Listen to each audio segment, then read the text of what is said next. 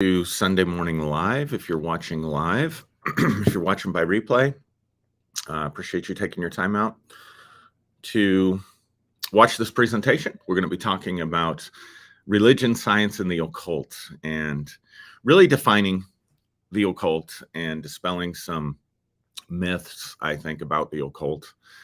And so I'm going to just give some people some time to jump on. If you're watching by replay, you can feel free to fast forward over some of this. I just want to make sure that I'm showing up on Facebook and that everything's working.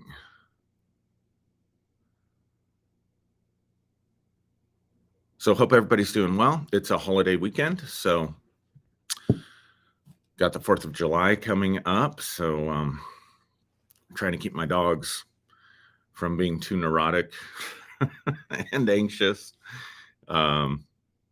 So go out and enjoy your 4th, but try to be mindful of people's pets and also their sleep. Maybe shooting off really, really, really loud fireworks at 12:30 in the morning isn't the best idea. It may not be the most considerate. But anyway, I hope everybody's got great plans for the weekend. Hope everybody's enjoying themselves. So see a few people jumping on. Appreciate you jumping on. Appreciate you taking time. If you enjoy my work, I would ask you to consider subscribing to my YouTube channel and also consider supporting us. I put a PayPal link in the description, and you can give a donation to our ministry that we still have. And that helps me keep going. And yes, I am working on getting more content up and stuff, like up in a Patreon environment. That obviously on Patreon will be subscription based. So this is stuff that I'm putting out, trying to help people for free, trying to help people specifically who have a lot of questions, who maybe were raised in a religious environment or been living in a religious environment, and you've had a lot of questions that you haven't been able to ask, or you've been afraid to ask. So I try to cover topics that don't get covered in church but are necessary. And this is going to be an example of that in today's episode. So let's just jump right in. Religion, science, and the occult. And hopefully by the time I'm done, you'll have a different understanding of what the occult actually is, and an understanding of how these things kind of work together in our attempt to explore our experience as human beings and understand the nature of reality. So religion is pretty cut and dry, right? It's pretty simple. Religion generally provides you with a worldview. We're talking about 3 different worldviews when we're talking about religion, science, and the occult. And they're not as mutually exclusive as people may think. And so that's one of the things that I hope to bring out in this video, is to help you understand what the occult is, because I can almost promise you there are a lot of myths that people believe about the occult. And also to maybe break down some of the barriers which cause these things to be expressed in ways that are mutually exclusive with one another. So religion generally has to do with the study of God and who we are as human beings. And it's based on the presupposition of a supreme being or supreme beings, creator, and that someone somewhere, almost all religions involve someone somewhere, a person who claims to have special revelation, a person who claims to have experiences of something that is unseen, in this case, God. So we can start with Jesus. Christianity tells us that Jesus was the Son of God, that he was God incarnate. So he was an exception to us. He was someone other than us. If you're Trinitarian, he's God manifested in the flesh, so he's God in a way that we are not God. Or at the very least, he had a special connection, special revelation from God. and came to show us the way, came to tell us about God, came to tell us how we should live. So, in other words, in the case of Jesus, or whether it's Muhammad, or whether it's Buddha, or whether it's Moses, or even Joseph Smith, right? The founder of the Mormon religion. It's someone who gets special revelation that the rest of us don't have access to, and experience that the rest of us don't have access to, that then comes and tells us about what God's like and tells us how we should live. And so an organization grows up around that, a movement grows up around that, an organization grows up around that. And then in the case of Christianity, you have people who are specially called, specially chosen. In Catholicism, you have the priesthood, right? And they tell the rest of us what God's like. They tell the rest of us what the nature of reality is. And then they tell the rest of us how God wants us to conduct ourselves, how God wants us to live. So there's a morality to it. There's an absolute morality to it, because we have received Jesus, received, or Moses received the download from God about how the rest of us are supposed to live. And then the institution exists to preserve it generationally. So I'll get into that a little bit more later when I'm talking about the occult and the origins of Christianity, because it's very interesting, the intersection there. So that's religion, right? So religion says, trust someone else's experience above your own. And boy, we were big on that in the Christian church. I don't go by, in the particular movement that I was part of, I don't go by what I see. I don't go by what I feel. I don't go by what I hear. I don't go by my own experience. I go by what I am told someone else's experience was.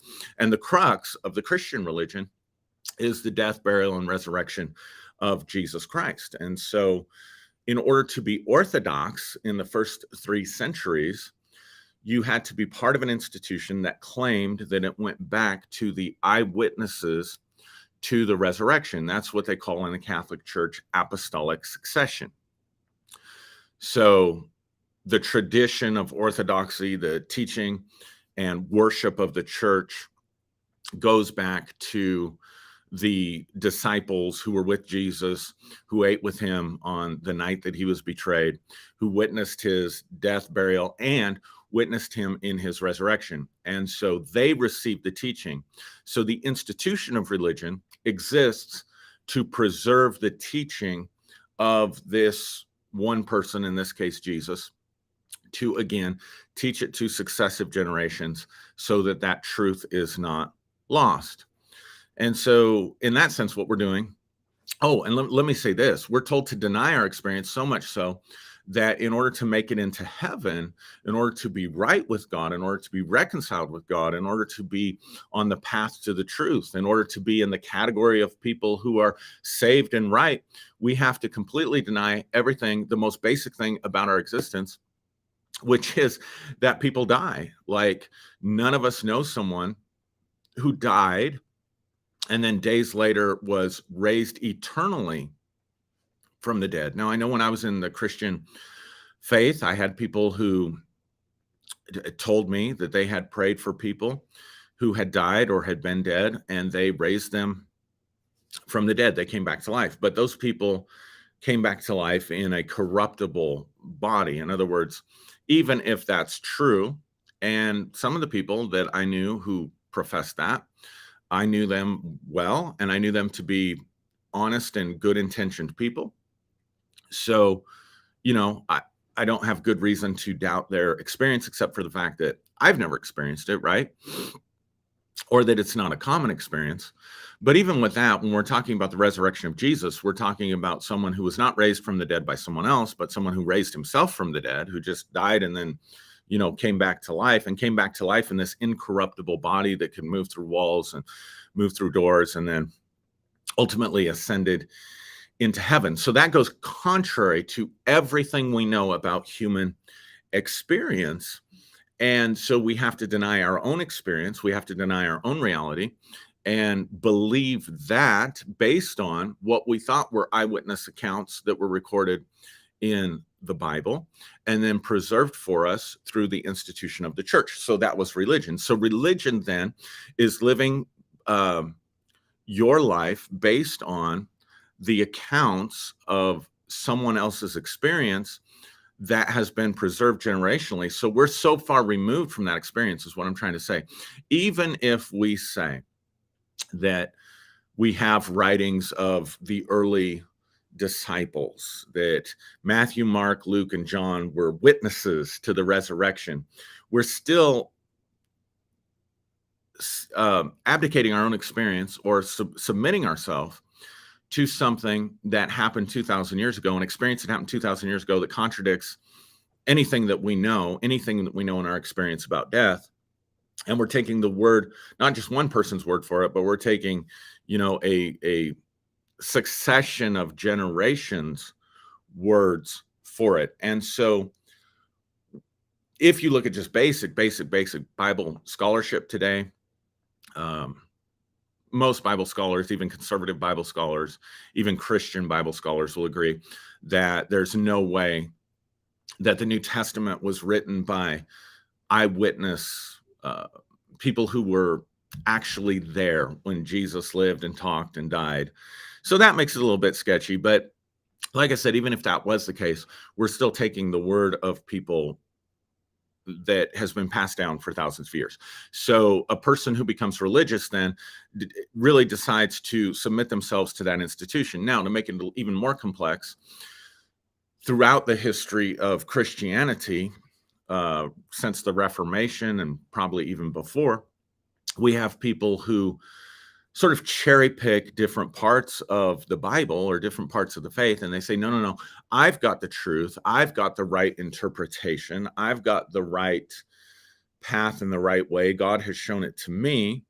And so then new denominations branch out, right? So that's how you had the Reformation. That's how you have, something like 30,000 different denominations. So if you're a religious person and religion works for you, that's fine. But I just want to lay out the structure for you that you are really subjecting your life, you're abdicating your autonomy and subjecting your life to what other people are telling you that God says about how you should live based on their experience. That's a key distinction when we get into talking about the difference between religion and the occult. Now, science. I want to say this about science. So science is the study of the material world. It's the study of matter. It's the study of materialism. The three foundations of science is it has to be observable. I want you to keep that in mind. It has to be observable. It has to be something that you can see. It has to be measurable. So it's mathematical in its the two are linked. It has to be measurable. It can be measured in weight. It can be measured in time and space. So it's local. It has ounces or pounds or inches or feet or whatever the case may be. Or even in the case of energy and waves, it's still something that's observable and it's something that's measurable. So it exists in space. And then through the understanding of cause and effect and how the world works and how the material world interacts and works together, then it has to be repeatable. So those are the foundational principles of science, that we look at the world in the sense that of what is observable, what is measurable, and then when we get into experiments, what is repeatable. So that's the study of matter. That's the study of the material world. And science has been very effective and very accurate and very strong in telling us about the material world, telling us about our material existence. The problem with a lot of scientists is that science and rationality in the 19th and 20th century really grew up inside of a philosophical worldview, or a philosophical worldview, or a philosophical paradigm called materialism. And this is what a lot of people don't realize that science itself, there's nothing wrong with science. In fact, like I said, science is very effective and very accurate at measuring the world around us and these bodies in which we live and things like this. But it's built on a philosophical presupposition that everything that exists, and this is really important for a lot of scientists and most of the Western world, the presupposition of materialism is that everything that exists is observable and measurable. And because of that, we can eventually determine cause and effect, or how this matter behaves in a way that it can become repeatable inside of experiments. So that's just as closed-minded as the religious person. It's really monotheism in a different sort of way. When we were in religion, in Christianity, it was there is only God, and God created all that there is, right? So there's a creator and a creation, and there's only the one God. Well, in a lot of scientific materialism, we're saying, well, there's only the universe. And so you'll hear this in people's language when they get involved in other forms of spirituality. When they leave religion and get into other forms of spirituality, you can always tell if they're stuck in a materialistic framework or a materialistic philosophy, even if they don't understand that they are, or don't know enough to know that they are, or deny that they are. Oftentimes their language will give them away. Their statements will give them away. So we'll start talking about the universe rather than talking about God. We'll start talking about the human experience using only the paradigm of neuroscience or psychology. Or we'll talk about magic, or things that we don't understand are just simply things that are occurring in a material world, that are occurring in a world that is only matter, that are occurring in a world that is very behavioristic and that can be defined completely from beginning to end in mathematics, in mathematical terms. So then math and science kind of becomes the new scripture. But again, it's built on a presupposition that everything is material, that everything is a result of basically dead matter or dead energy or other types of dead fields or things that we have not discovered. But it completely discounts that there could be anything non-local, that there could be anything not observable in the universe, that there could be anything that's not measurable in the universe. In other words, that there could be something outside of these mathematical equations.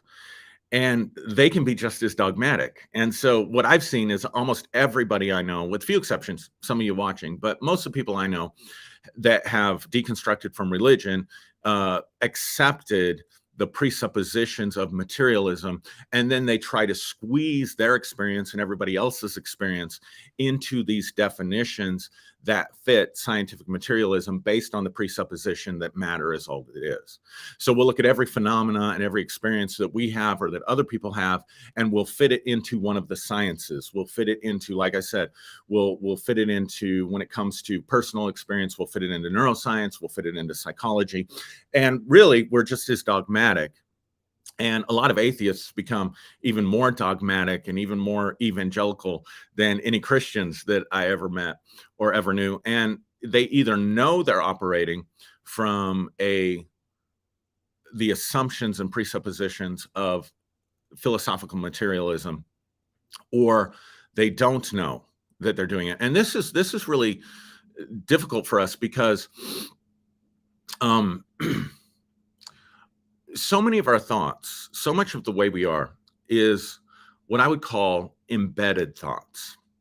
They're embedded thoughts. In other words, they're thoughts that we have that are so second in nature to us that we are not aware of them. I'm not even, I'm talking about a deeper level of the subconscious than most people are willing to go. So, for example, I worked with a person this week, and one of the things I've been doing with some of my clients is helping them identify their value system. and how their value system was shaped and formed for them. And then whether or not they want to keep all aspects of that value system as they express themselves going forward in this version of themselves or this part of their lives. And so when we're talking about values, we're talking a lot about embedded thoughts. So we could take any value. So in this case, we took work ethic, because this person was really needing some rest, really needing to just let themselves go and enjoy themselves in the context that they were in the moment. But they were beating themselves up with thoughts like you're being lazy, with thoughts like you're not doing anything, you're not being productive, you're not accomplishing anything, you're just making excuses for yourself. So this other part would come up and say, yeah, but I need to rest and I need to take it easy and I need to take some of the pressure off. And then the other part of the brain would jump in there, or the part of the mind would jump in there and say, no, you're just making excuses for yourself.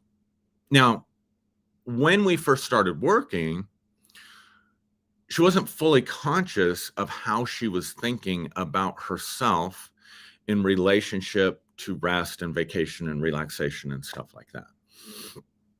So those thoughts were the subconscious thoughts. So as we were talking, she's like, well, I'm making excuses I tell myself I'm making excuses for myself. I tell myself I'm being lazy. I tell myself I'm not being productive. Okay, so now she's conscious of those thoughts. So what was subconscious is now conscious. And then we had to say, okay, but where did you learn that? Where did you learn that you're making excuses? Where did you learn that you're being lazy? Where did you learn that it's not okay to rest? Well, I was, told that a lot growing up. And so we started to look at the family unit and the messages that were received from the family unit, going into a deeper level of the subconscious.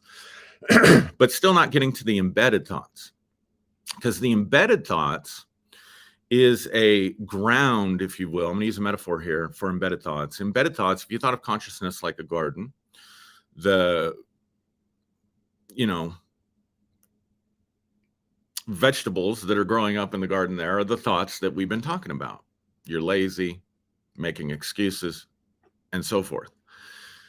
But beneath that was a ground of embedded messaging that she received that was that was an all or nothing thinking, that if you're doing any resting, you're being lazy. If you're not moving your body all the time, you're not being productive. And then embedded below that were thoughts and beliefs about self-worth and thoughts and beliefs about the value that she had for herself. So not just value for working and effort and that, but what that meant about her as a person and what that meant about life. If you just lay around on the sofa, you're going to go broke. You're going to end up homeless. You're going to end up on the street. See, those were so deeply, deeply, deeply embedded that she didn't even realize that this thing of feeling and beating herself up for resting and being on vacation and relaxing was the result of all these embedded thoughts about how the world worked, about who she was as a person, about her self-worth. So we have grown up in a culture and we have grown up in a society. And I talked about this last week about how this even comes out in our superhero mythology. We've grown up in a society that is very embedded in scientific materialism, that teaches us and encourages us and sends messages to us all the time that matter is all that there is, and that there is a rational, material, scientific explanation for every experience that we have. And so it's very easy for people to leave those embedded thoughts of religion and go through lots of confusion and disruption through this process that we call deconstruction or healing from religious trauma, and then very easily just slide into this foundation of the embedded thoughts of scientific materialism, to where we are viewing the world through a set of assumptions that are not provable, that are actually very self-evidently false. When we just think about our own experience, and I brought this up last week, but there is, so let's look at neuroscience. So they can map what happens when you're dreaming. They can measure it, they can look at it, they can observe it in some respects. And a couple things that is observable when a person is dreaming is rapid eye movement, right? REM sleep. So the eyes, rapid eye movement, the eyes are going back and forth like this. And you can observe that and know, okay, that person's dreaming. They can hook you up to certain things that will measure your brainwave patterns. They can do neuroscans on you to look at what parts of the brain are lighting up. These things are observable. They can measure the brainwave pattern. And so we know that when a person is dreaming, they're in a theta brainwave pattern. They're in a different brainwave pattern than when they're awake. But what's absolutely not measurable at all, what's absolutely not observable to the outside observer at all, and what's definitely not repeatable in any way, shape, or form, is the actual contents of the dream. So you and I could both be sleeping, and I could be dreaming about being in Hawaii with my family and being at a conference, and my grandmother, who passed away in 2003 or 2002, 2003. My grandmother was there.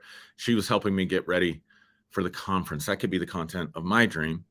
You could be dreaming. And when they're measuring my brain, it's showing these theta brainwave patterns, doing the rapid eye movements. And you could be dreaming at the same time, theta brainwave pattern, rapid eye movements. And you could be having an absolute nightmare. You could be being chased by a stalker in a house that you can't get out of. And every time you open a door, there's a wall. I mean, so what I'm saying is the emotional content, the visual content, every aspect of that experience can be completely different. And there's not a single neuroscientific way to observe it, to map it, to make it repeatable, not even a good theory for how to explain it. It's called the hard problem of consciousness. So what I'm trying to tell you is that every night when you dream, you're having an experience that science, neuroscience, and psychology has absolutely no explanation for, absolutely no way to repeat it. And you do it every night. So there is something there. Now, the scientific materialist will say, yeah, we just haven't discovered it yet. But that's a presupposition.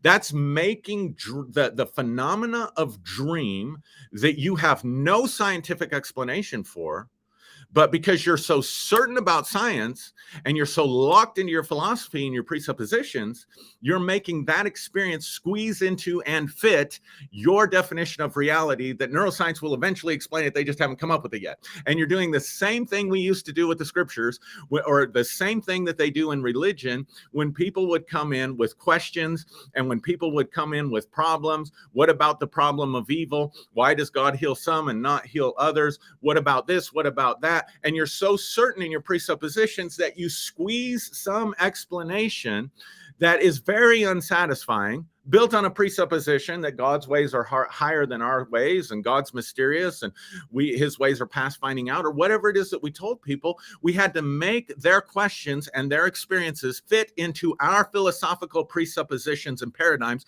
based on assumptions that we did not know anything about. We know nothing about this, but somehow we know for sure that science will eventually figure this out. Do you realize what you're doing when you do that? Like, why can't we just say, we don't know. We don't know what that is. So here's what I'm trying to say. We have such embedded thoughts and values about scientific materialism that we are just as close-minded when we leave religion and go down a different path with science as we were when we were in religion. Or when we go down a path of atheism, we're just certain that there isn't a God. There isn't a God because the only thing that exists is that which is observable, measurable, and repeatable. And yet we have experiences like dreaming every night that is not observable, measurable to a very fine degree, or repeatable. You see what I'm saying? So we end up then in the same way that we deny ourselves in religion and say, okay, I'm going off of these presuppositions that come from this person's experience who was raised from the dead and the people who saw him and the generations that preserved it. I'm going to now go off the presuppositions of scientific materialism, because scientific materialism is so deep in the subconscious and embedded in us through messaging and through school and through everything around us in a material world. And obviously, we live in a material world, so it feels very intuitive and it feels very normal. And so it's very easy then to slide into the religion of science. And so what I'm saying is that science is very good at measuring what can be measured with the tools that we have right now. Science is very good at observing what can be observed in the material plane right now. So I'm not saying there's anything wrong with science or that we should throw science out. I'm just saying science is not the end all be all. It's incomplete. And I guess that's what frustrates me a little bit with the atheistic community, is that they're making the same mistake that I made in religion and not aware that they're making the same mistake by discounting people's experience, discounting their own experience, discounting things about reality that they may or may not know because they have to fit it into some kind of scientific explanation. Why am I talking about this? Why am I talking about what's not observable and measurable? Because that then gets into the study of the occult. So talked about religion, talked about science. Now I want to look at what is the occult. Now, if you were brought up in any kind of Christian tradition, especially Pentecostalism, then when I say the word occult, what I say when I use the word occult and what you hear, we are talking about two totally different things. And this is the funny thing about language, about semantics. If I were to say to a room of people, I want you to imagine an apple. I want you to think about an apple and imagine an apple. Well, everybody in that room is going to have some nuance of difference of what they think about when they think about an apple, based on their personal experience and references that their brain is drawing from their memory. So some people might see a golden delicious apple. Some people might see a red apple. Some people might see a green apple. Some people might see a Macintosh. Some people might think of a computer or a company. If I were to say, in America, I have a flat, most people would assume I'm talking about my tire. I have a flat. Most people would assume I'm talking about my tire. If I were to say in the UK, I have a flat, I would assume that most people would think I was talking about my apartment. So what you're referencing in your memory about what that word means is what you hear when someone else uses it.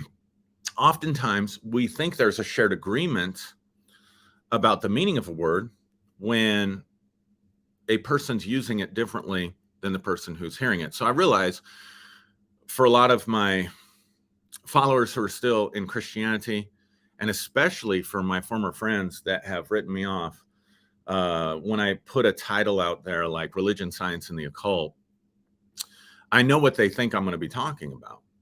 Because for a lot of people, occultism has to do with superstitious magic, or really what we might call baneful magic, baneful meaning harmful magic, black magic, the idea of people, donning black robes and doing rituals, worshiping Satan, worshiping demons, conjuring demons, trying to exert their will over other people. So you might think about things like love spells. You might think about things like curses that you put on your enemies. Again, Satan worship, the dark arts.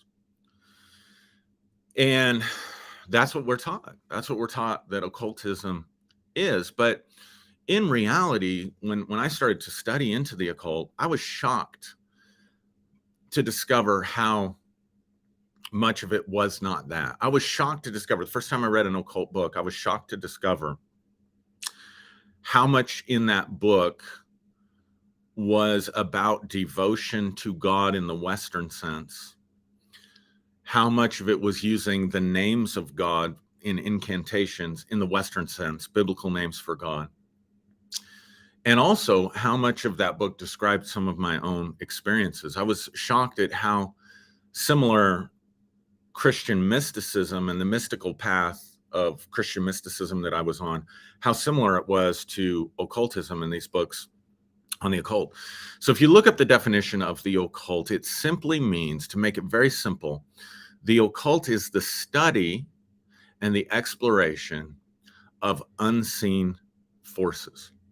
It's the study or the exploration of unseen forces, or that which is unseen.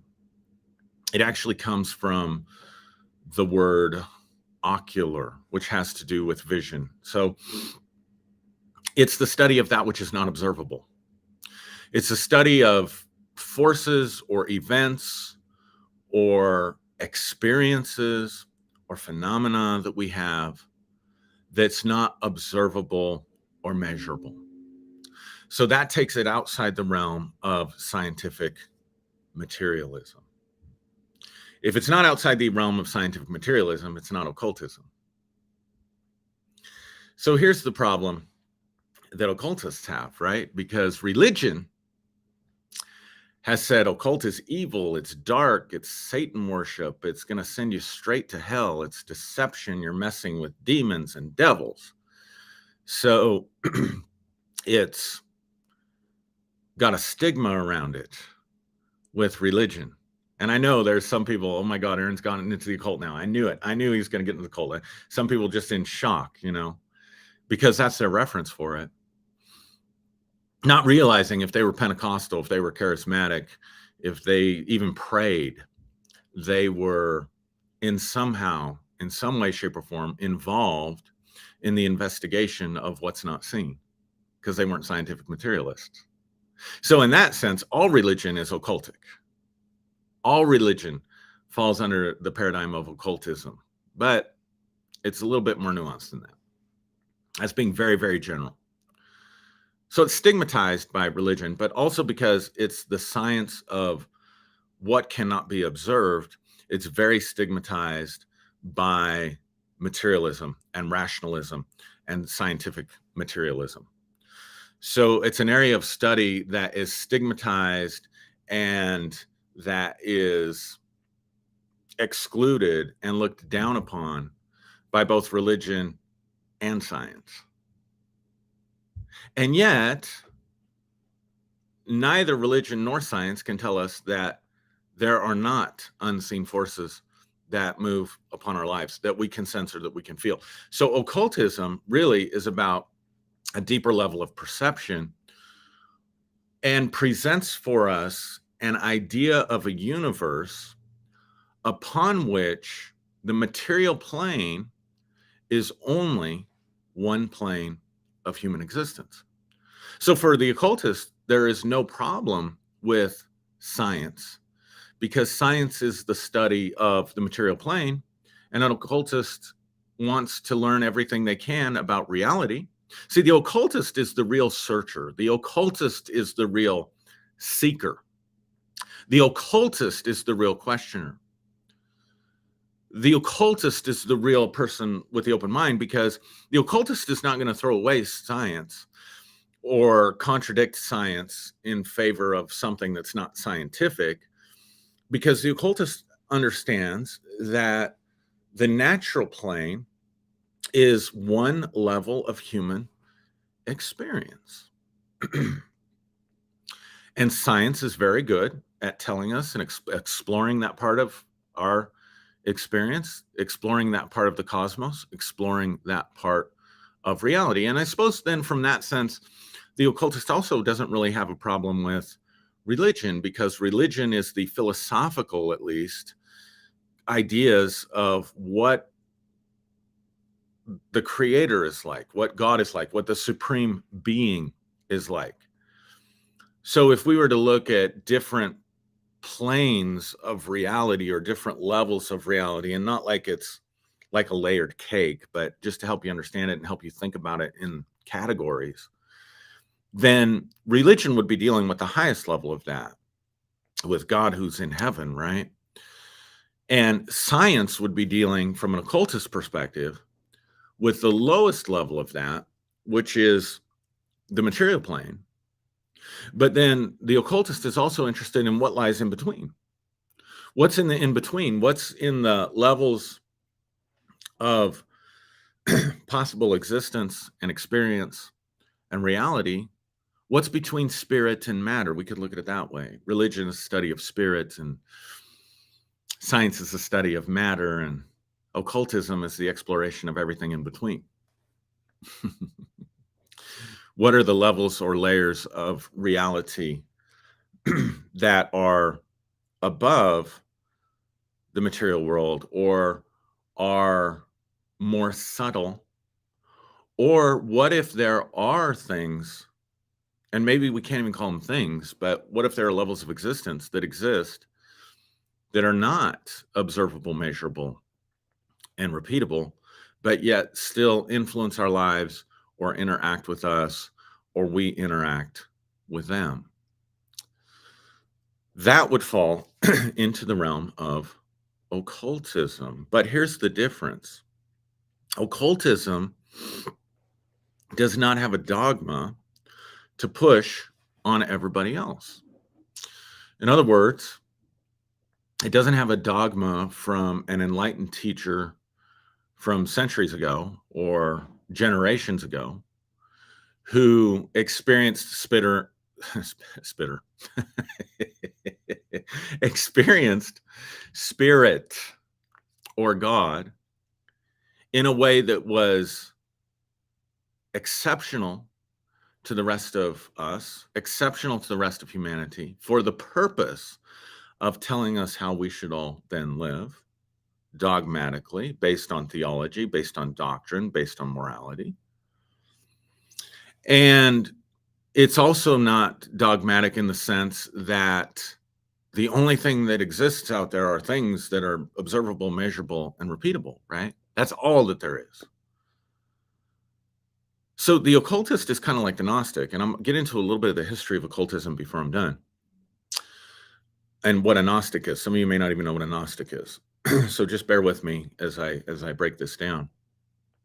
In other words, what the occultist is saying is that there are opportunities and realms for you to experience as a human being that go beyond materialism, that you can interact with and that you can experience for yourself, and you can know by experience. In other words, we can take the cover off of the unseen so that you can interact with the unseen forces and the unseen world for yourself. And then you can make a decision and determination about what you want to do with that and how you then want to live.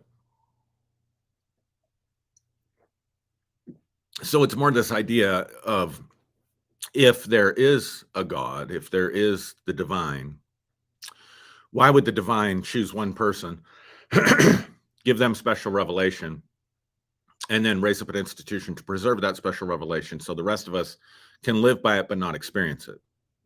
So the rest of us can subjugate our own autonomy, our own power, and our own experience to that. Right? I guess at the same time, scientific materialism, the academies, and boy, is this true in the academies, in the sciences. You have to subjugate your opinions or your exploration of unseen things to the academies, because we won't fund research or take research seriously that, even if it shows good results, we will not continue to explore that if it does not fit within our materialistic philosophical paradigm. Back to religion, though. why would God or the divine give this one person this one thing and then have an institution? Why not, if God were going to communicate, why not communicate it in ways that we can experience it in the same way that we can experience the material plane? In other words, we all experience the material plane. Why can't we all experience God on the same level that Jesus experienced God? And so occultism kind of entertains that idea, kind of likes that idea, and says, okay, there are ways to explore and interact with these things so that you can know for yourself. And so when you're studying occultism, you're looking at people who have studied this aspect of phenomena. Like if you were to look at occult philosophies, you would look at people who have explored and studied and experienced these other realms, these other phenomena that people have, and then build off of that, just like you would any other body of knowledge or any other field. But it's not a dogma, it's not a doctrine that you have to follow and you have to live by. It's just something to say, this is what, you know, here's a path for you, here's a way for you to go. So occultism, the term is a French term, and it goes all the way back to, you know, the Renaissance period. And in the Renaissance period, there was a revival of Neoplatonism. There was a revival of the Kabbalah. There was a revival of Greek philosophy that, again, is Neoplatonism. That is a form of idealism that says consciousness is base reality. Mind is base reality, not material. Material plane is just one aspect or one level of reality, but there are levels of mind and substance that are beyond that. Again, unseen forces that are interacting with us. And this goes all the way back to the Greco-Roman time period, the Hellenistic time period, or the time period of Christ, except that it predates that. So a lot of Neoplatonism, Platonic ideas go back to Pythagoras, and it's said that Pythagoras and the Greeks learned these Platonic and Neoplatonist concepts from the ancient Egyptians. So there is, for a lot of people who are into the occult and study the occult, it has nothing to do with Satan. It has nothing to do with demons. It has nothing to do with baneful magic or dark magic or cursing or hurting people. It is an explanation. Most occult writings in Renaissance, when they were using the term occultism, they were recovering what's known as the Western esoteric tradition that originated in Egypt. And if you want to know what that is, if you want to know, just if you want a good introduction that's very accessible to the layperson about the Western esoteric tradition, then read the book, The Kabbalion. It may not be the most accurate, or it's definitely not the most complete book, but it's a great introduction. It's very accessible to people. The Kabbalion by the Three Initiates. It's really written by a guy named William Walter Atkinson. And I had discovered William Walter Atkinson's writings many years ago, long before I discovered the Kabbalion. But he was writing under a pseudonym called the Three Initiates. And so, and it's a great, you can listen to it on Audible, or you can get the book. It's very inexpensive. That will give you a idea of the worldview of occultism based on the Western esoteric tradition. So here's what's really interesting to me. Just like I was talking earlier about language, communication is context dependent. So again, if I say, excuse me, in America, I have a flat, you're going to think my tire. If I say in England, I have a flat, you're going to think my apartment. If I say gay today, we know we're talking about sexual orientation. If I said gay in the 1920s, we'd be talking about being happy. So culture and time determines the meaning and context of words. So to understand the Bible, you have to put it back into its Greco-Roman context or its Jewish context. And that's a whole video in and of itself. But the point I want to make is that Neoplatonism was a competing philosophy that was competing with Christianity. The two were growing up at the same time. Neoplatonism would trace its roots back to Egypt through Pythagoras and through the Egyptian myths and stories. Christianity would trace its roots back to Egypt through Moses. So both kind of originate in Egypt in that sense and grow up together. But Neoplatonism gave birth to a movement called Gnosticism. It's Gnosticism that starts with a GN, like gnat. Gnosticism comes from a Greek word meaning gnosis. And gnosis means to know by experience, to know it because you have experienced it. And so to be agnostic is to add an A to that and to say, I don't know. An A in the Greek is a negative. It negates the knowledge. So I'm without knowledge. So an agnostic is someone without knowledge. It comes from the word Gnosticism. And the Gnostic movement was also a Christian movement. They also venerated Jesus, but they did not venerate Jesus as something other than themselves. When the Gospel of Thomas is being written, the Gospel of Thomas is considered one of the most complete Gnostic Gospels that we have. He says that he's Thomas, the twin of Jesus. And that caused the Orthodox Church a lot of problems because they're like, well, Jesus didn't have a twin. But from a esoteric perspective, and the word esotericism just means from a secret perspective or from a symbolic perspective, Thomas is saying, I'm a twin, I'm the same as. And so the message of the Gospel of Thomas is how to open up this gnosis. So a teacher in a religion is teaching you to subject your experience to someone else's experience. A teacher in the occult or a teacher in gnosis is showing you how to have the experiences for yourself, and then to help you integrate those experiences into what they mean to you and how you should then live as a result. So those were competing religions or spiritual paths or spiritual experiences.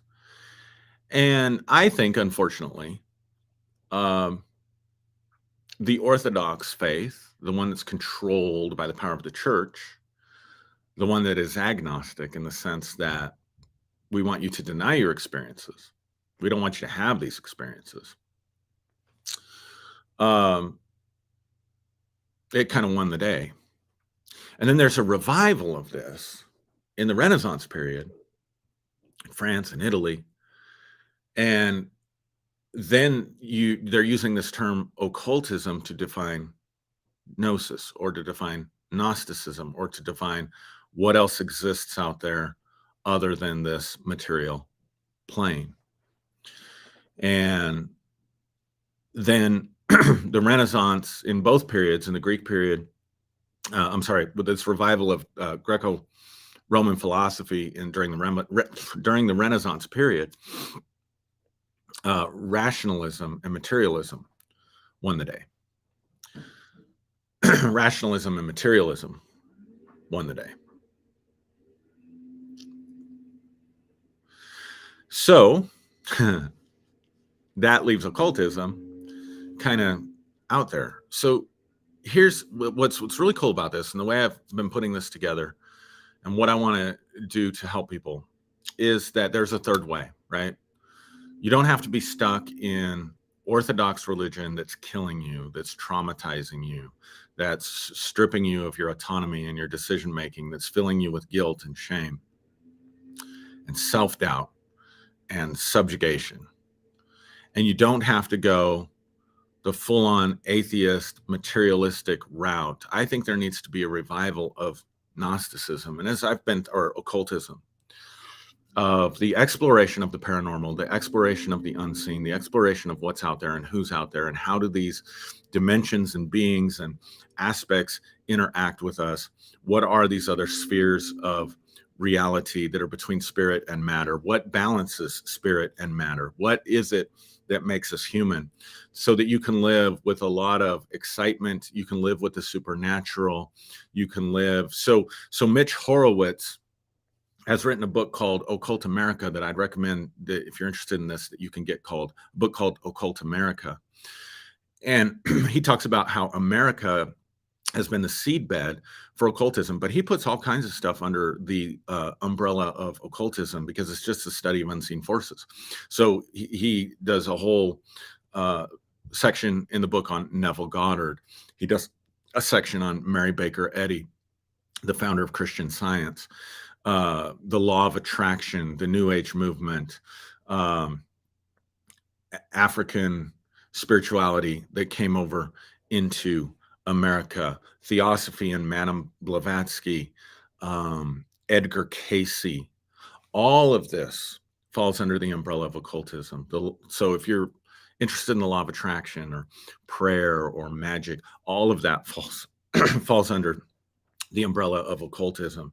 So in the sense of someone like Neville Goddard and Joseph Murphy, there's even Christian occultism in that sense, because again, we're just talking about the study of unseen forces or of that which is not seen. So what is exciting to me is that there's this third path of perhaps a Gnostic revival that we can choose for ourselves, that we can choose to explore for ourselves. So I want to invite you to come along and explore that. And the other thing that was exciting to me was that I realized that while there was elements of religiosity in the ministry that I had for almost 30 years, undoubtedly there was, and I've been very open about that on this channel and on this page.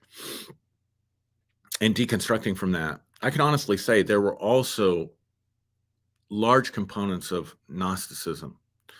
I could say that my driving thrust for getting into Christianity and becoming a preacher and the kinds of stuff that I taught and the kinds of conferences that I attended and the kinds of things that I attempted to teach people, that what I was really trying to do was have the experiences for myself, find out for myself, try it for myself first.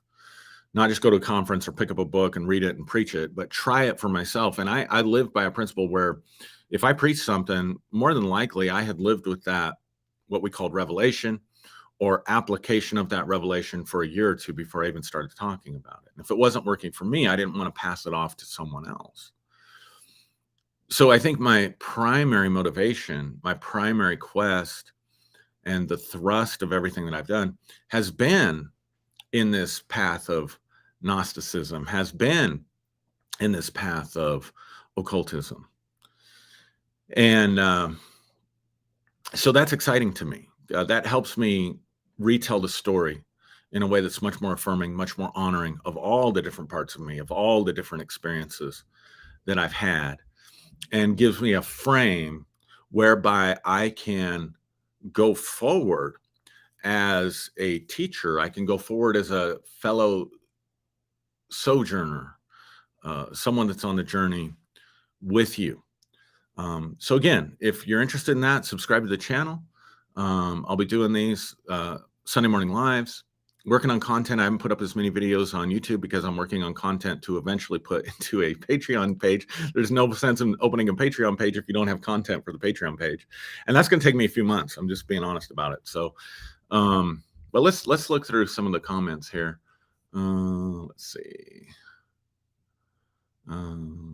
Becky says, hello, found your channel recently, but I'm new to your chat. Love your channel. Thank you so much, Becky. Good morning, Dawn. Benny's on. Got to see Benny yesterday. That was fun. Good morning, Renee. Tom, good morning. Good morning, Vanessa. She's probably, I think she has something on Sunday mornings. No, she's still on. David said, discovered your channel today. Serendipitously, what a great discovery. Thank you, David. I appreciate that. Lots of people giving me greetings. C, Robert, Anna, Marie, Chad, Jeremy, Ben. Ben says, so doubting Thomas was just skeptical of external mediation between divinity and humanity. I like that. That would be interesting to go back and look at that story of doubting Thomas having to touch and see Jesus in the light of Gnosticism. Chad says, how would you distinguish between occultism and mysticism? They're very, very similar. I wouldn't necessarily use them as synonyms for each other. I think when you're talking about mysticism, you are talking about the exploration of mysteries. You're talking about the exploration of that which is hidden. But generally, mysticism is going to have more to do, at least the way I understand the word, is going to have more to do with the divine and union with the divine and seeking union with the divine.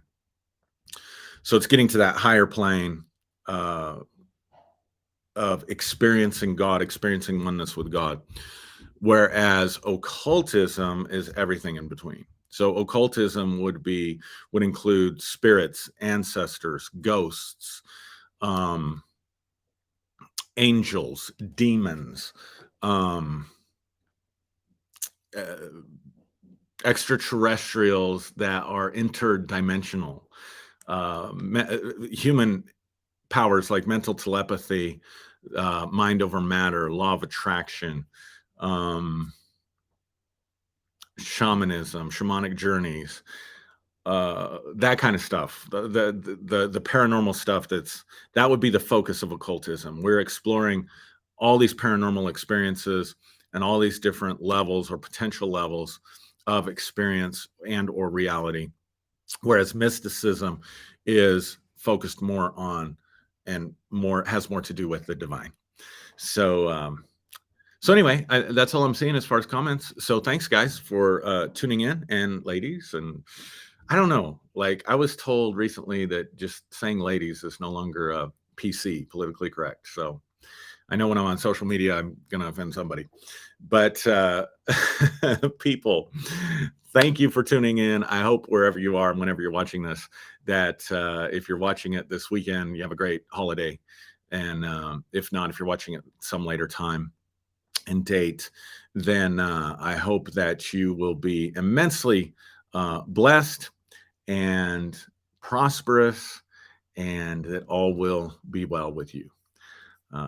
Thanks, everybody, and I will